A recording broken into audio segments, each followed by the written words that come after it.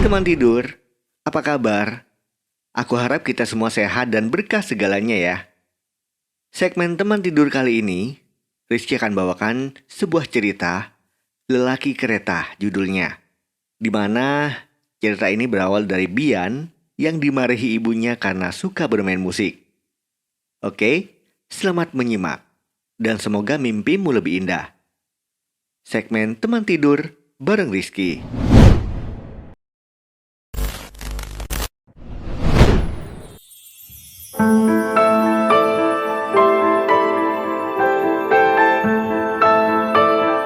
Berhentilah bermain musik. Apa yang akan kau dapatkan dengan musik itu? Masa depan, jadi artis, jadi orang terkenal? Tidak mungkin nak, kita bukan siapa-siapa. Ibumu hanya seorang penyanyi panggung dari desa ke desa. Sekarang kau bersekolah saja, tak usah pikir yang macam-macam. Kamu cuma anak kampung, tak usah berhayal ingin jadi artis terkenal. Bian hanya diam. Ia tak pernah ingin membantah ibunya.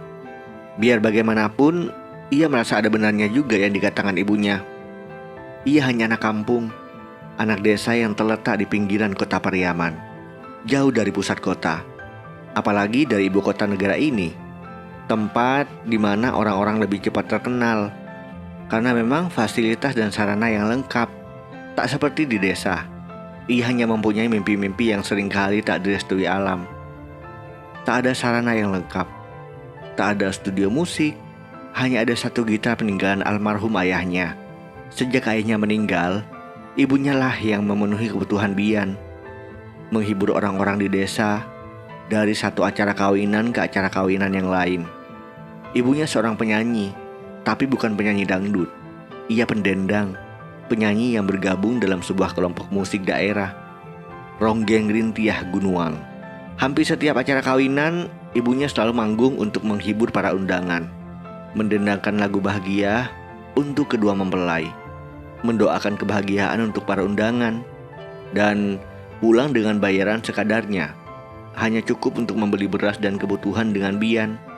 Sejak ayah Bian meninggal, begitulah hidup yang harus mereka jalani. Sepulang sekolah, Bian mencari uang untuk jajannya, karena memang ibunya kadang tak bisa memberikan uang jajan setiap hari. Sudah bersekolah saja itu sudah bersyukur. Karena itu, Bian bekerja keras untuk memenuhi kebutuhan sekolahnya. Hampir tak ada waktu yang dihabiskan untuk bermain dengan teman-teman sebayanya. Setiap pulang sekolah, Bian selalu mengganti bajunya yang sengaja dibawa di dalam tas, lalu berdiri di pinggir stasiun kereta api di dekat pantai Gandoria, Pariaman. Dengan wajah yang tak pernah malu, ia memainkan gitarnya, menghibur penumpang kereta menuju Padang. Tak jarang, ia hanya mendapatkan lelah saja. Namun, ia tak pernah mengeluh. Baginya tak ada yang perlu disesalkan pada keadaan. Meski pernah ia merasa Tuhan itu tidak adil. Kenapa ia terlahir dari keluarga yang sangat berbeda dengan teman-temannya? Ia bahkan tak punya waktu untuk berenang di pantai, tak punya waktu untuk bermain kelereng, tak punya waktu untuk tertawa. Namun semua itu selalu ia tepiskan. Berusaha menenangkan hati, menahan air matanya. Ia percaya pada nasihat ayahnya. Tuhan telah mengatur segalanya. Suatu malam, di rumah yang sangat sederhana, Bian melepas lelah dengan menonton televisi. Beruntung sekali, saat itu ada bupati yang menyumbangkan televisi untuk ibunya yang masih setia melestarikan kebudayaan daerah mereka. Hadiah untuk perempuan yang masih setia melestarikan budaya Ronggeng Minangkabau. Matanya kagum menatap artis ibu kota yang selalu memenuhi acara televisi itu. Kembali mimpi-mimpi Bian semakin berbunga. Ia ingin menjadi seperti artis itu. Dalam hatinya, mimpi itu tak pernah padam, meski ibunya selalu mengingatkan dia. Mimpimu itu bukan mimpi kita nak. Itu mimpi orang berduit. Kita siapa? Kita hanya orang biasa. Ibu hanya penyanyi kampung. Kau harus paham itu. Jangan terlalu banyak berharap, karena harapan adalah luka yang tertunda bagi orang miskin seperti kita. Bian hanya tertunduk setiap kali mendengar ucapan ibunya. Ia tahu apa maksud sang ibu. Namun, mimpi itu terlanjur melekat di hati Bian. Meski hanya mampu ia pendam sendiri. Tak ada tempat berbagi cerita, bahkan pada ibunya sendiri. Diam-diam, ibunya sering terdiam, memikirkan keinginan anaknya. Saat siang, Bian belum pulang sekolah. Saat Bian bernyanyi di kereta, ia menatap foto almarhum suaminya, bercerita tentang anak mereka mewarisi sifat suaminya itu. Suaminya adalah lelaki yang tak pernah menyerah. Bahkan sebelum ia meninggal, ia selalu total dengan profesinya. Sebagai musisi lokal, ayahnya cukup terkenal semasa hidupnya. Namun apa daya, nasib seniman lokal tak seberuntung nasib seniman ibu kota. Saat penyakit tumor ganas menyerangnya, ayah Bian hanya bisa terbaring sakit di rumahnya. Sempat beberapa kali ia dibawa ke rumah sakit daerah, tetapi biaya mereka akhirnya tak cukup lagi untuk melanjutkan pengobatan. Tak ada berita yang menghebohkan di televisi saat ayahnya meninggal. Meski waktu itu, ayahnya termasuk salah satu musisi andalan di Sumatera Barat. Musisi yang memperjuangkan lagu Minang. Ibu Bian menghapus air matanya. Tak seharusnya ia menyesali keadaan yang telah terjadi. Biar bagaimanapun, ia tak mampu menolak takdir Tuhan. "Mak," suara Bian mengagetkannya. Ia segera mengelap pipi yang sudah basah oleh kesedihan. "Mak, Mak kenapa? Kenapa, Mak? Kenapa Mak menangis?" tanya Bian khawatir melihat ibunya. "Emak tidak menangis, hanya sedang rindu saja pada ayahmu." "Kok tumben pulang cepat?" "Iya Mak, tadi aku hanya ngamen sekitar stasiun, gak naik kereta api. Soalnya lagi ada razia, takut gitar ini diambil lagi." Bian mendekati ibunya. "Ya sudah, Mak sudah buatkan makanan kesukaan kamu tuh. Ada pala ibadah dan sayur kangkung." "Makasih ya Mak." Bian segera beranjak menuju dapur. Ia memang lapar. Sejak pagi, ia belum makan. Uang hasil mengamen hari ini hanya Rp8.000. Sengaja ia tabung untuk kebutuhan sekolah. Dalam hati ia senang. Sikap ibunya terasa lebih lembut hari ini. Matahari berjalan meninggalkan langit di desa mereka. Kunang-kunang keluar dari rumputan di belakang rumah, menghiasi malam-malam yang sepi, menemani dua hati yang menunggu harapan mereka terkabul. Entah kapan. Langit temaram memayungi malam. Bintang-bintang terlihat sendu. Begitupun mata Bian. Ia sedari tadi hanya duduk di samping jendela rumah. Ibunya sudah tertidur di kamar karena lelah. Bian menatap bintang, mencoba menikmati malam dengan segala harapan yang telah menggunung di dadanya. Ia ingin jadi musisi terkenal, bukan hanya seperti ayahnya. Mimpi itu semakin hari semakin tumbuh. Setiap hari, Bian memupuk mimpinya dari satu stasiun ke stasiun lain, dari Pariaman hingga stasiun Padang.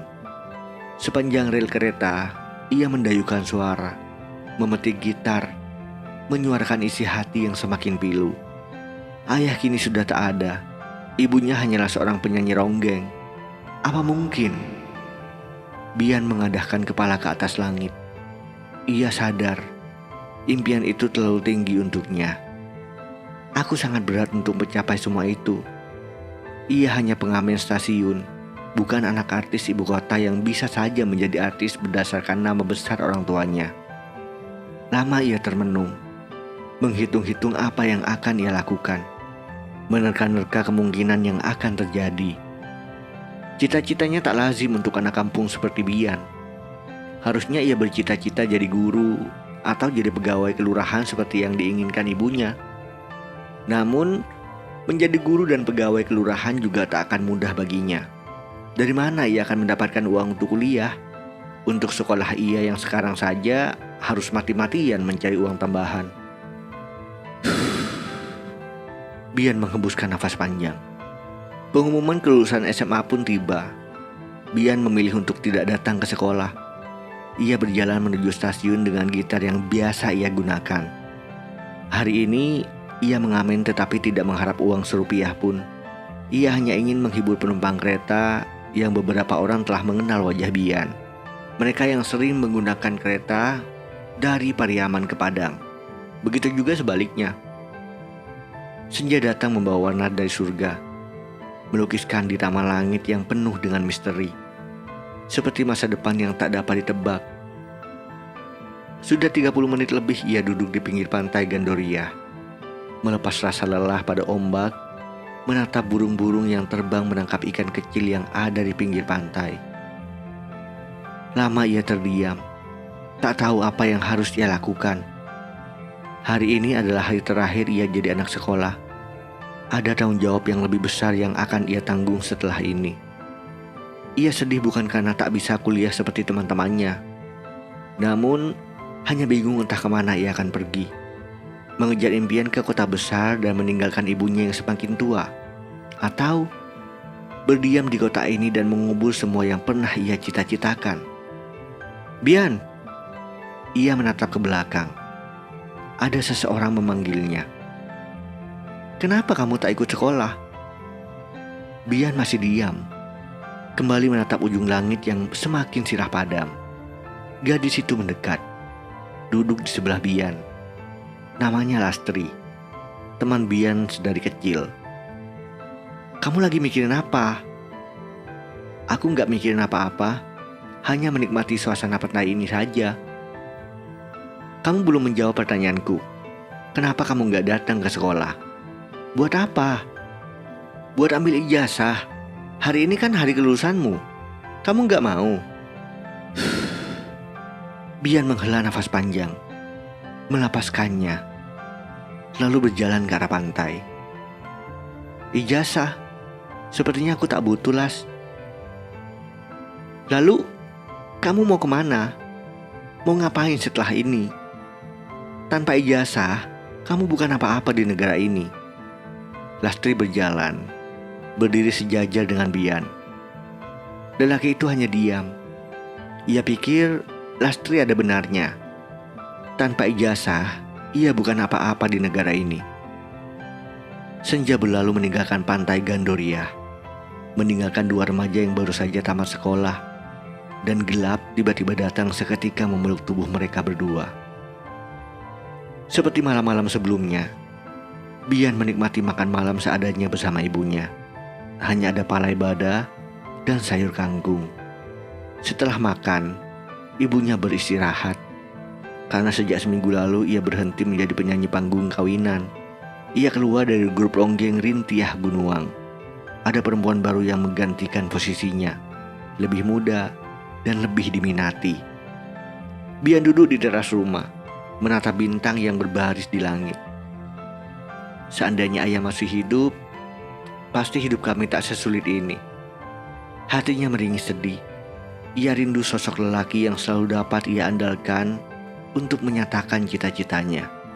Ayah yang tak pernah mengatakan tidak boleh untuk cita-citanya. Apapun itu, bahkan saat waktu Bian kecil, ia bercita-cita jadi matahari agar bisa menerangi manusia. Ayahnya pun mengamini.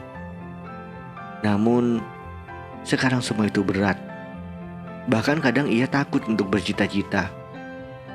Takut semua itu hanya menjadi khayalan, menjadi harapan yang kelak akan membunuhnya secara perlahan. Di balik pintu kamar, diam-diam seorang perempuan memperhatikannya. Ibunya diam-diam menahan sesuatu yang terasa sesak di dada. Ia tak tahan melihat Bian yang akhir-akhir ini lebih banyak melamun, menatap langit seperti malam ini, melihat anaknya tertunduk diam. Hatinya sedih. Air matanya menetes membasahi wajah yang terlihat mulai menua. Ia mendekati Bian, duduk di sebelah anak itu. Bian hanya diam, membiarkan ibunya menikmati suasana malam bersama. Lama mereka diam tanpa bicara sepatah kata pun, sibuk dengan pikirannya masing-masing. Mak, kenapa sih Tuhan setega ini pada kita? Bian memecahkan heningan malam. Kenapa kamu berkata seperti itu, nak? Lihatlah, Mak. Sekarang hidup kita semakin tak menentu. Aku sudah tamat sekolah, tetapi tak tahu harus kemana. Sedangkan Mak sudah tak bekerja lagi. Sekarang ayah sudah tidak ada. Bukankah itu namanya Tuhan tega membiarkan kita seperti ini? Ibunya hanya terdiam beberapa menit, lalu menarik nafas panjang, mengusap rambut Bian. Bian, anakku, Tuhan tak setegak itu pada kita. Kau masih punya emak, dan emak masih punya kamu. Emak tahu kamu merasa Tuhan tidak adil. Namun, semua itu adalah yang terbaik untuk kita. Teruslah berjuang, anakku. Emak mendukung apapun cita-citamu. Tak mudah memang, tetapi tak ada yang tak mungkin, kan? Bian menatap wajah ibunya. Pertama kalinya perempuan itu merestui keinginannya. Maaf ya nak, emak tak bisa menguliahkanmu. Kejarlah cita-citamu. Ia memeluk Bian. Air matanya mengalir begitu saja. Ada perasaan getir yang tak terkira. Kau harus sukses, nak. Malam itu menjadi malam paling berarti bagi Bian. Ibunya mengizinkannya untuk merantau mengejar cita-citanya. Berbekal ijazah SMA, ia berangkat ke Jakarta, ibu kota yang terkenal tak ramah. Namun, Bian bukanlah lelaki yang lemah untuk menghadapi semua itu. Ia lelaki kereta yang berkeringatkan rasa letih setiap hari. Tiba di Jakarta, ia bingung harus bagaimana. Tak ada pekerjaan yang bisa ia lakukan selain mengamen. Jadilah ia sekarang pengamen ibu kota. Setiap bulan, ia mengirimi ibunya uang seadanya. Ia semakin paham arti hidup. Tak ada yang mudah untuk orang sepertinya. Ia harus berjuang di jalanan untuk menyambung hidupnya di Jakarta. Berbulan, dan kini setahun sudah berlalu. 2 tahun menjadi pengamen, namun satu hal yang tak pernah pudar dari dalam hatinya. Cita-citanya masih saja sama. Ia ingin menjadi musisi terkenal. Ia yakin kesempatan itu pasti datang. Ia setia mengikuti proses. 5 tahun berlalu. Di sebuah rumah kecil, berdindingkan papan di pinggiran kota. Perempuan itu tak dapat menahan tangisan. Air mata menetes mengaliri wajahnya yang semakin keriput. Saya memulainya dari nol. Tak mudah menjadi seperti ini. Lelaki itu tersenyum. Ini berkat kerja keras saya atas restu dan doa ibu saya. Semua ini untuk ibu saya. Lanjutnya, perempuan itu semakin tak dapat menahan tangisannya. Perasaan haru menyelimuti hatinya. Mata berbinar menatap acara musik televisi. Kisah hidup seorang Bian. Akhirnya, mimpimu jadi nyata ya nak. Bisiknya haru menatap acara televisi itu.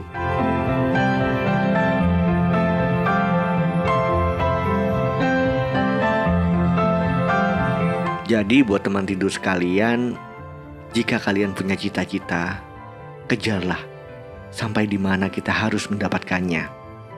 Usaha dan doa tidak akan pernah mengkhianati hasil. Oke, semangat ya. Kita ketemu lagi di konten berikutnya. Wassalamualaikum warahmatullahi wabarakatuh. Bye-bye.